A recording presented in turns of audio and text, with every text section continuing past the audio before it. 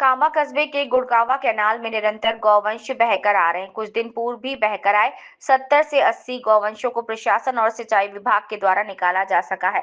कस्बे में निरंतर गौवंश बहकर आ रहे सिंचाई विभाग और प्रशासन को कई बार फोन करने के बावजूद भी कोई अधिकारी नहीं पहुंचा।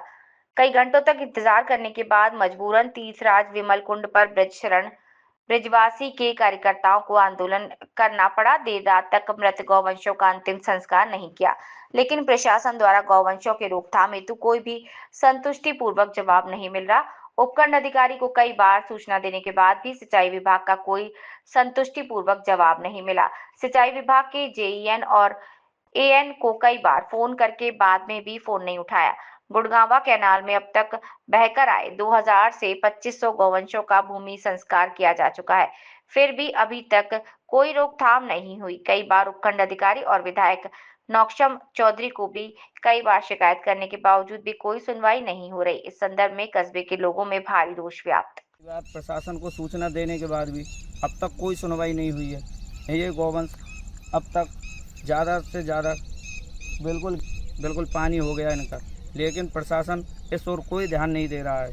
यहाँ हमेशा बदबू हुई आती रहती है। ग्रामीण लोगों ने बताया कि अब तक यहाँ पे पूरे इस एरिया में कम से कम 2 से 3 हज़ार गौवंशों का अंतिम संस्कार किया जा चुका है, लेकिन प्रशासन इस ओर कोई ध्यान नहीं दे रहा है। बार बार कहने के बावजूद भी प्रशासन चुप्पी लगा जाता है। मृत गाय